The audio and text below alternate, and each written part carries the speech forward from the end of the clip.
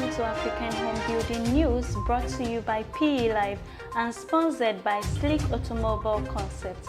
Now remember to kindly visit the YouTube channel of PE Online TV to share your views on the new design for the Sleek Automobile Concept.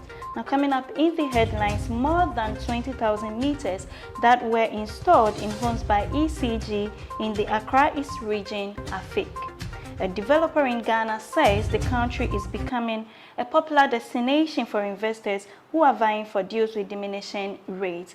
And on the international front, Australia is experiencing a rental crisis as owners of vacation homes and Airbnb are pushed to rent out their homes to long-term tenants. My name is Nanaya Ochrebi.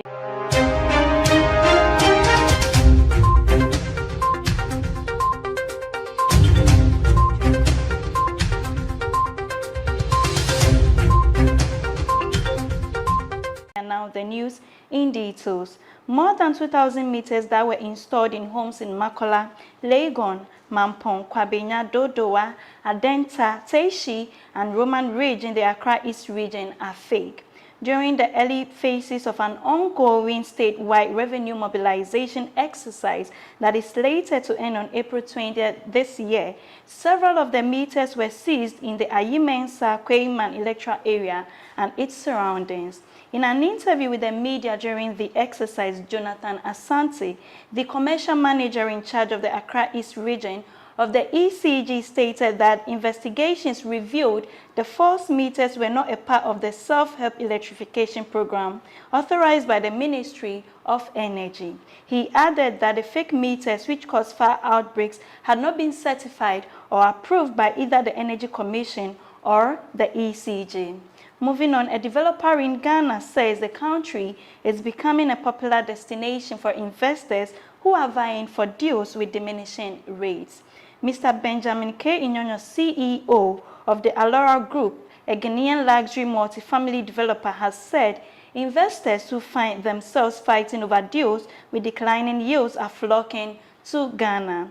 In an interview with Business Insider Africa, he claimed that return profiles of 20 to 25% are still fairly popular in Ghana, in contrast to the developed world's real estate market. In comparison to other countries in the region that have higher degrees of risks, he claims that foreign investors view Ghana as a safe and secure environment to invest in. He claimed that there is just not enough real estate to satisfy the demand for both economical and luxurious housing, which is at an all-time high. Still in news, House Africa, a Nigerian prop tech startup, has raised $400,000 in funding. The company has unveiled its flagship product, sitesmap.com, which leverages proprietary blockchain and map technology to create a private land registry. House Africa is backed by leading African and global investors like Future Africa, ARM Labs, and Start Bootcamp Afritech. The PropTech startup providing real estate digitalization and transparency tools for property developers and their customers has announced the closing of $400,000 funding round. The company recently unveiled its flagship product, sitesmap.com, which leverages proprietary blockchain and map technology to create a private land registry digitizing real estate project site maps. The product increases transparency and enhances trust by enabling instant land transaction authentication while growing sales for real estate companies. Please stay with us as we go for a short break. We'll be right back.